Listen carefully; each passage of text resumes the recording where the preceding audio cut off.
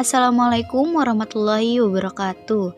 Kami, kelompok 7, akan mempresentasikan untuk memenuhi tugas akhir semester. Dengan dosen pembimbing Bapak Ferrari Lansia, Sarjana Ilmu Komunikasi, Magister Ilmu Komunikasi. Presentasi ini menganalisa kasus masalah Baim Wong yang sedang terjadi dengan menggunakan 3 teori, yaitu yang pertama ada jarum hipodermik, yang kedua agenda setting, dan yang terakhir uses and gratification. Ini kami menganalisis kasus dari Baim Wong yang kemarin. Siapa sih yang nggak tahu Baim Wong? Artis Baim Wong yang turut mengucapkan selamat ulang tahun yang ke-59 kepada Presiden Joko Widodo atau Pak Jokowi ya. Ucapan tersebut dilontarkan oleh Baim lewat akun Instagram pribadinya. Ia mengunggah potret kebersamaan bersama Bapak Presiden yang saat itu ditemani Ibu Negara dan Paula istrinya. Dalam keterangannya, Baim tidak hanya mengucapkan selamat ulang tahun, tetapi juga menyebut Jokowi sebagai presiden terbaik pilihannya. Menurutnya, Jokowi adalah sosok presiden yang dekat dengan rakyat, pekerja keras, dan rendah hati. Humble, gak sombong, pekerja keras, dan yang terpenting mengenal agama dan takut kepada Allah. Puji ayah Kiano Tiger itu ya. Terakhir Baim pun mendoakan Jokowi. Ia berharap Presiden ke-7 Republik Indonesia ini tetap kuat menghadapi masalah dan cobaan yang terus datang. Dan dia pun mengucapkan tetap jujur dan jangan pernah takut hadapi segala cobaan ya Pak. Selamat ulang tahun Pak. Jokowi, tutupnya itu ya. Di sana sayangnya ucapan Baim Wong itu malah mendapat respon negatif dari warganet. Mereka menilai ucapan Baim tersebut tidak sesuai dengan fakta yang ada. Nama Baim pun menjadi trending nomor 1 di Twitter. Mereka beramai-ramai menulis akan berhenti mengikuti akun Instagram Baim Wong karena kecewa. Bab pertama yaitu langsung saja ke teori jarum hipodermik. Apa sih teori jarum hipodermik itu? Teori jarum hipodermik itu atau dikenal juga dengan sebutan teori peluru merupakan salah satu teori komunikasi massa yang khususnya teori efek media massa yang digagas oleh Harold Laswell.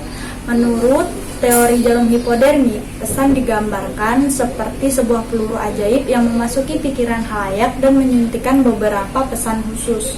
Teori ini juga menjelaskan bagaimana media mengontrol apa yang khalayak lihat dan apa yang khalayak dengar. Menurut teori ini, efek media terhadap khalayak masa bersifat langsung atau tertunda di masa depan. Nah, di sini ada pun kelebihan dan kekurangannya. Kelebihannya itu yaitu yang pertama, pemerintah dalam hal ini penguasa dapat memanfaatkan media untuk kepentingan birokrasi atau negara otoriter.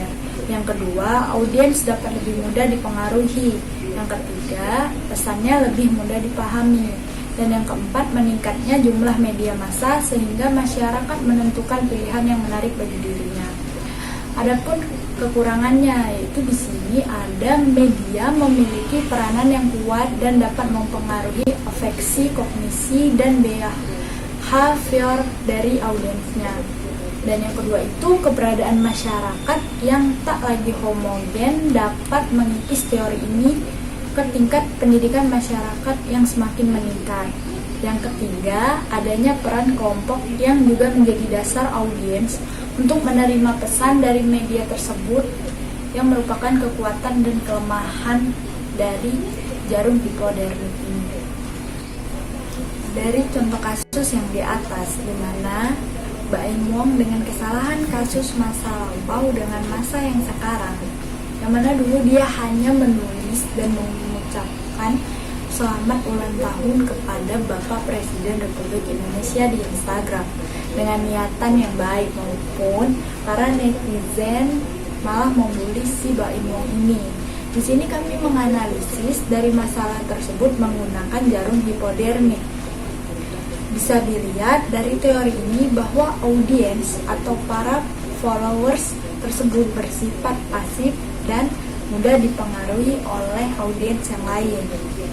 Mungkin saja tidak selalu benar dan efek media sosial ini bersifat langsung di masa sekarang.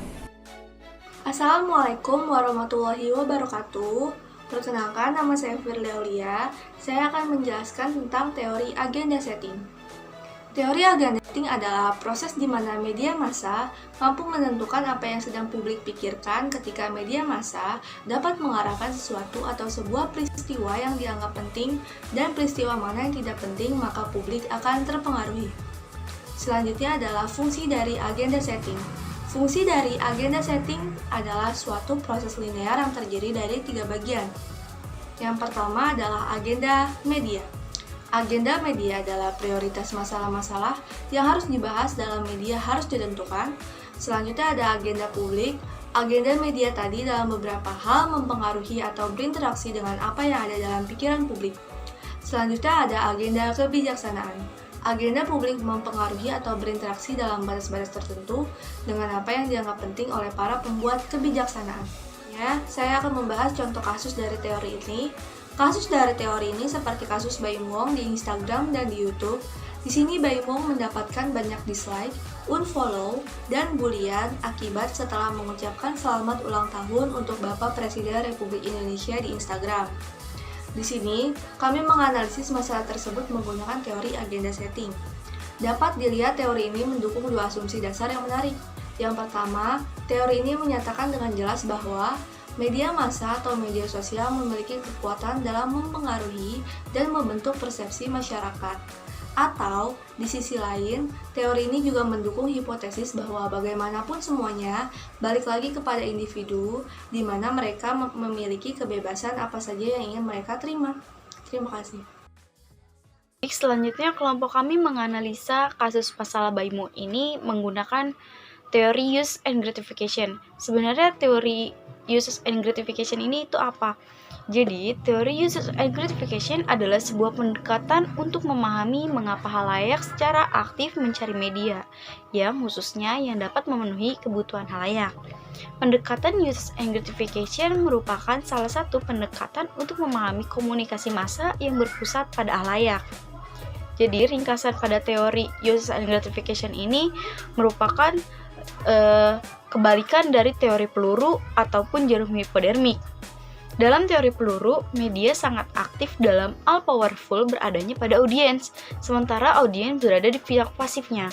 Kemudian, dalam teori use and gratification ini ditekankan bahwa audiens aktif untuk memilih mana media yang harus dipilih untuk memuaskan kebutuhannya. Analisa kasus masalah Baim Wong ini menggunakan teori uses and gratification. Dapat dilihat dalam masalah Baim Wong di sini, kita dapat mempelajari bahwa teori ini memandang bahwa pemilihan media yang baik dapat memberikan kebaikan untuk semua halayak ataupun audiens dalam memenuhi kebutuhannya. Sebaiknya bagi pemilik media sosial, akun yang akan mengupload atau memposting video atau foto juga tidak hanya menaruh perhatian pada alasan mengapa halayak menggunakan media, bukan pada apa yang sebenarnya diperoleh halayak ketika menggunakan media sosial ini, dan tak hanya kebaikan yang akan didapatkan, namun sebaliknya pun kita akan mendapatkannya. Mungkin cukup sekian teori uses and gratification dengan masalah analisa dari kasus Baim Wong ini. Kurang lebihnya mohon maaf. Wabillahi taufiq wal hidayah. Wassalamualaikum warahmatullahi wabarakatuh.